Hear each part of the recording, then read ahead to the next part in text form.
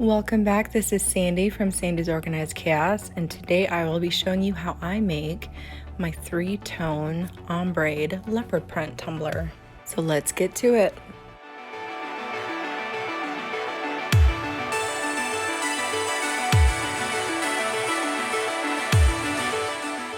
Today I will be using a Hog 20-ounce modern curve tumbler, and for the ombre base I will be using a blush, a purple, and a mint, all by Recollections. For the spots, I will be using a black glitter.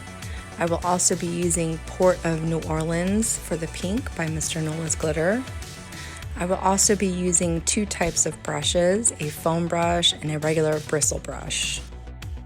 Now I know typically I use the epoxy method for everything, but for this type of ombre I'm going to be using Mod Podge. Yes, that's a big jug of Mod Podge. You gotta buy bulk, you get a better deal that way.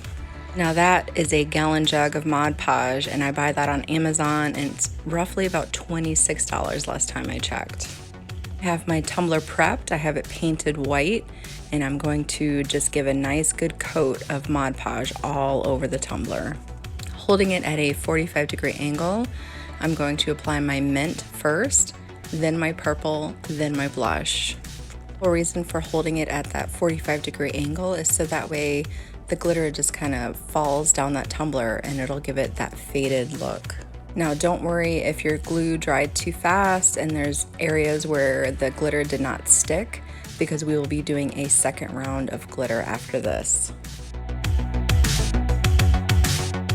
Now I'm just going to move on to my purple, doing the same thing, kind of bringing it up into that green just a little.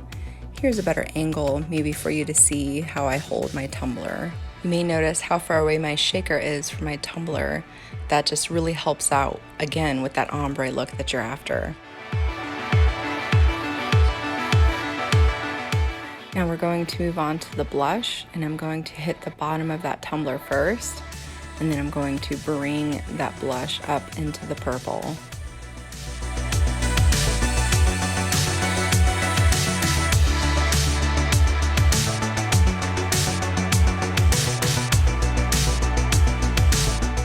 Once I have the glitter on my tumbler, I'm going to let that dry for about 30 minutes, and then I'm going to move outside. The first thing I'm going to do is tap any extra glitter off, and then I'm going to give a nice coat of that clear coat. I'm going to swipe it side to side, I'm going to go up and down, I'm going to hit that bottom, just so that way that glitter doesn't mix together when we go to do the next steps. After that clear coat has fully dried, I'm going to come inside and I'm just going to take my Mod Podge and I'm just going to mix a little bit of water in with my glue. It just kind of helps with the process.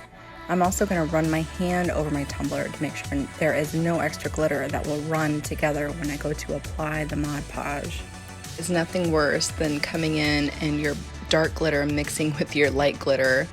That's why the whole clear coat process is so important.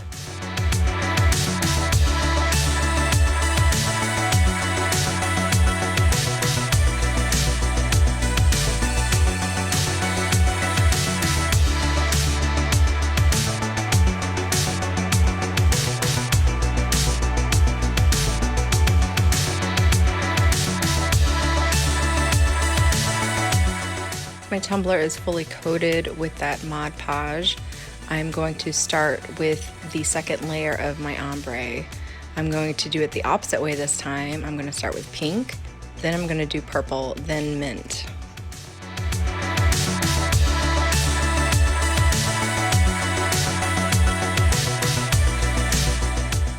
This time around, I'm going to hold my shaker even higher than I did before, just to help out with that fade.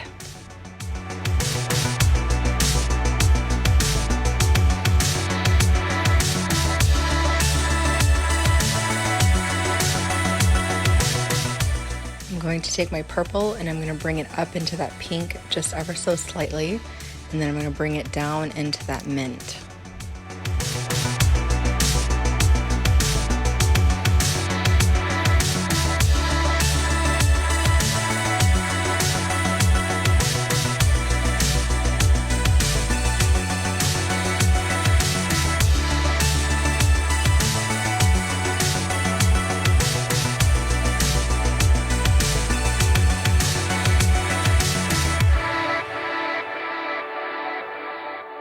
Now I'm going to move on to my mint color, doing the same thing, bringing up into the purple, and then bringing all the way to the rim, making sure that rim is fully coated.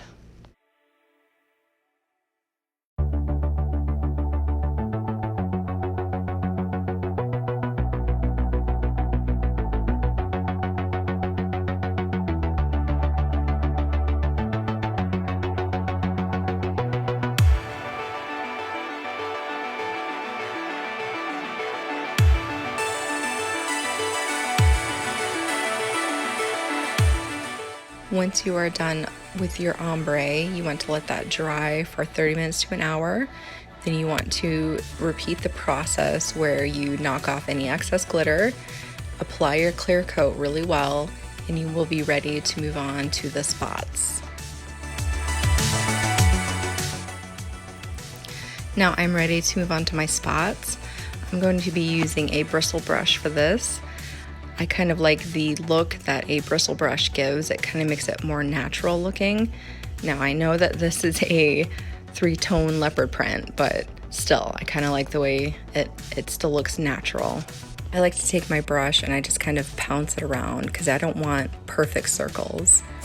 Now you can do your spots any size that you would like. I like mine just a little bit bigger, so for this tutorial, I'm just gonna make mine how I typically make it. But whatever way you choose is fine as well. Now when applying your spots, you want to make sure that you think about where the outside, the outer ring of the black is going to go. So you don't want to put your spots too close together. Now that my dots are applied where I'd like the spots, I'm going to take my pink and I'm going to just pour that over where the glue is.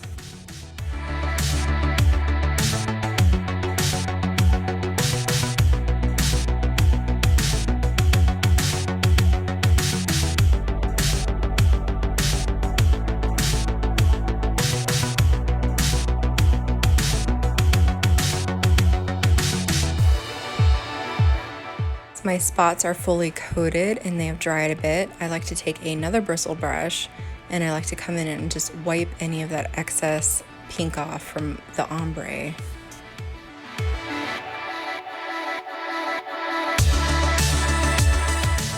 Now that I have that all cleaned up, I'm ready to move on to my black.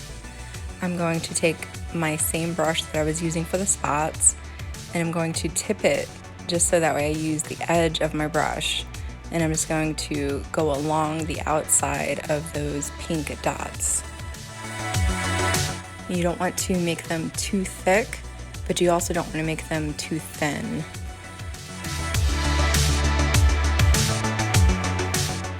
Now I'm just going to keep on with that all the way around my tumbler until it is done, and then we will be ready to put the black on.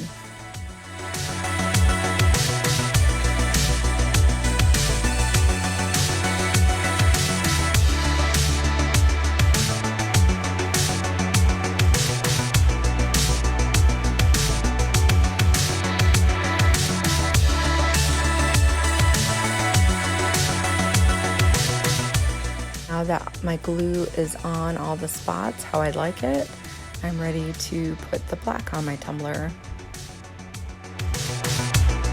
As you'll see here in a second, I accidentally dump a bunch, but that's okay.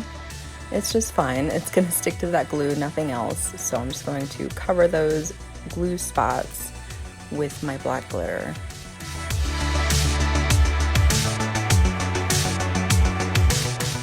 Now that my black is on, I'm going to take that brush again and I'm going to brush in between to get all that extra black out of there. I'm also going to take this time to touch up any areas that the glitter might not have stuck to. So I'll just kind of sprinkle that in where I can still see some glue. Once you are done with that, you let that dry completely, then give it another super good coat of clear coat, and it is ready for your epoxy. The font I like to use when I do these tumblers is Tomatoes, and I found that on Dafont. Whether you plan on doing a traditional leopard print or you want to think outside the box and do an ombre leopard print, I hope that this tutorial has been extremely helpful with you in that process. Don't forget to hit that subscribe button to see all the other tutorials that I have coming your way. If you'd like to check out my Etsy shop, that'll be in the description below. And I will see you guys next time.